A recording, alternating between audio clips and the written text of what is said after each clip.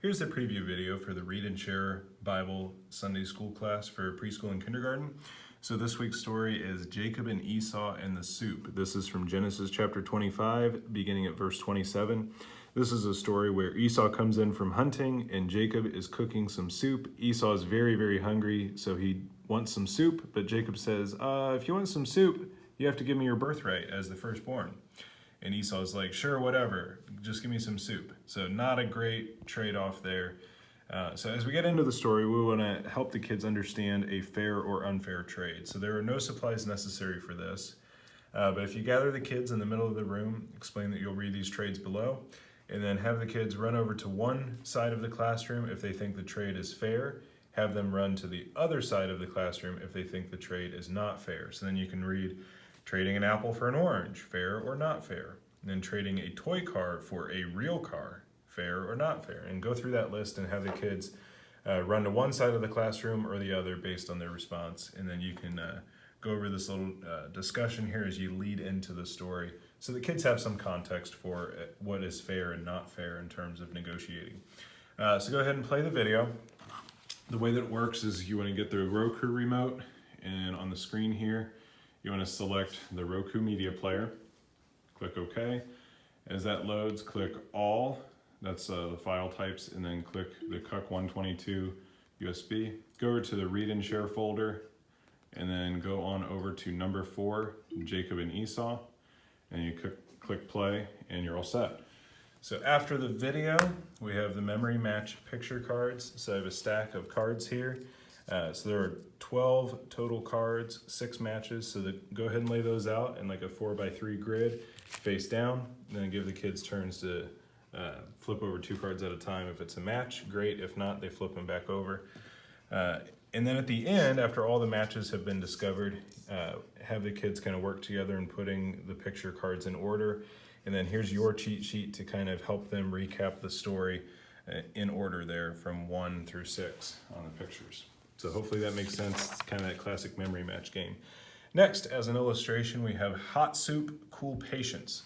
So we have some ramen noodles over here. We have kind of a big styrofoam bowl or soup cup, and then little ones. We got a ladle, plastic spoons.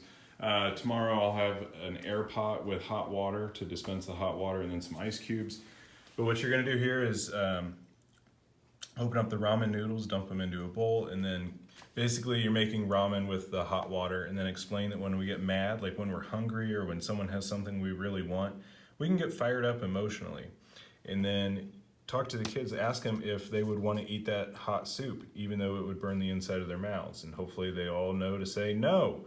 Explain that we need to be careful about the choices we make when we're hot-tempered and angry. Just like we wouldn't eat hot soup, we need the soup to cool off first, and we should cool off too.